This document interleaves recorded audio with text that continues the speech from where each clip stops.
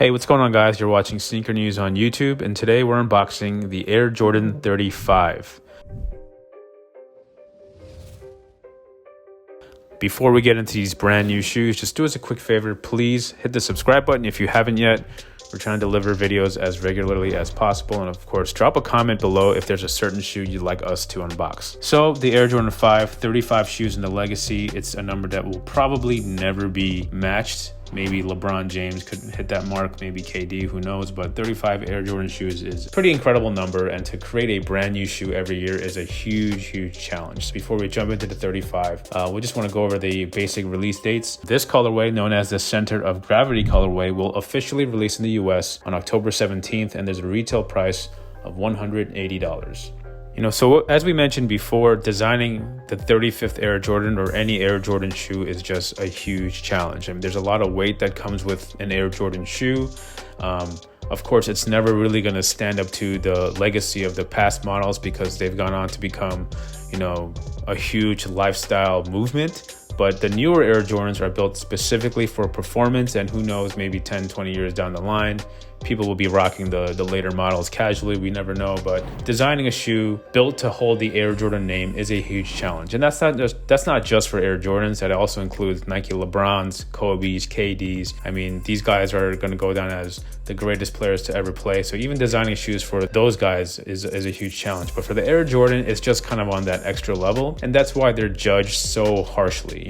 Let's just be real here. Since the post-retirement era of Air Jordans, many of them have been hits or misses. They've just never been universally loved. And again, that just speaks to how difficult a challenge it is to design an Air Jordan shoe. But there's been a significant focus on performance throughout the history of the Air Jordan. There's never going to be a shortage of performance. They're always going to try to infuse something brand new. When it comes to the 35, you can see right clearly is the Eclipse Plate 2.0. It's basically an evolved form of the Eclipse Plate that debuted last year with the Air Jordan 34. Before we get deeper into the shoes, we just want to go over one more thing. From the Jordan 31 and on, they were going to look back 30 years and infuse elements of the Air Jordan from 30 years prior into the shoe. For example, the Air Jordan 31 had elements of the Air Jordan 1, and very clearly you can see that. And the Air Jordan 33 had elements of the 3, and even last year's 34 had elements of the 4. So with the Air Jordan 35, you definitely see bits of the Air Jordan 5. So some of the details of the Air Jordan 5 are rather obvious. And first and foremost, if you look at the tongue, it's basically the same tongue, that giant tongue. And for a fact that Jordan Brand is going to do a reflective tongue version of the 35, and we can't wait to see that. And there are other details from the Air Jordan 5 that are a little more subtle, that aren't quite connected. And what we mean by that is that they're paying homage to a design detail that debuted with that shoe, but in a different way. So another key detail of the Air Jordan 5 is that upper translucent netting. And here they kind of nod to that with that upper package of Kurim and flight wire, as you can see above the midsole. So it's kind of achieving that netting look, although it's a little bit more warped. It looks a little more scientific, a little more futuristic. So there's definitely that change. And of course, the heel tab flap with the Nike Air and the Jumpman logo for a bit of branding.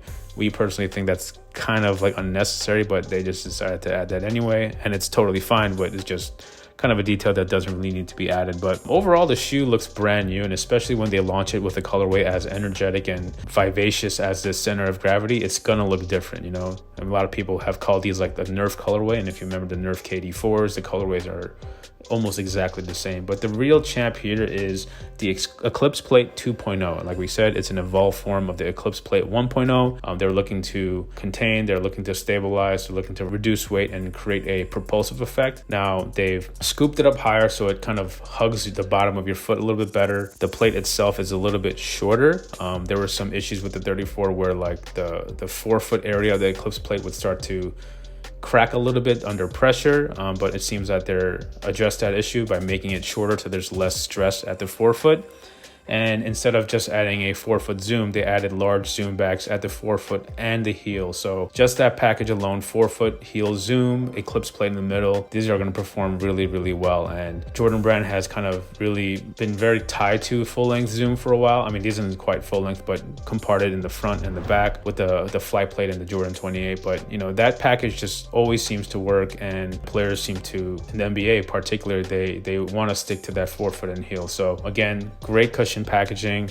We're glad that they addressed the issue with the Eclipse plate. Like we said, it does sit a little more higher on your foot, so it definitely contains better and it reduces weight. So this is going to be a great performance shoe. And in the upper, you know, they decided to go with leathers and suedes to kind of get that premium nod. But we would love to see like synthetic meshes and like those type of materials that we saw in the 34, because we think it would just kind of lends to the design of the shoe.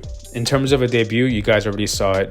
First look at in the NBA bubble, Jordan Brand said that they gave it to players like Kemba Walker, Jason Tatum, all the Jordan athletes and whatnot, but it was actually Jeff Green, who is a Jordan athlete. It was Jeff Green who debuted the shoe. Quite honestly, not the player you want to debut such an important sneaker, but he did it anyway, and Uncle Jeff's a good guy. No knock against him, but let's just be real, you would much rather see that shoe debut on a guy like Jason Tatum or Kemba Walker, as we mentioned before. So yeah, it's going to be interesting to see where they move forward next, but in terms of who gets to wear the shoe and whatnot, we do know what's dropping next. Jordan Brand did reveal the upcoming colorways. So let's just close out this video by quickly running down all the confirmed releases for the Jordan 35. It starts with the center of gravity colorway you see here. That's on October 17th. Following that is a red and black version called the Warrior. That's on October 21st, and that one is inspired by Rui Hachimura. Following that is the black, white, red classic Bulls color called the DNA colorway. That's November 11th. Coming after that is the Bayou Boys for Zion Williamson. That's on November 30th.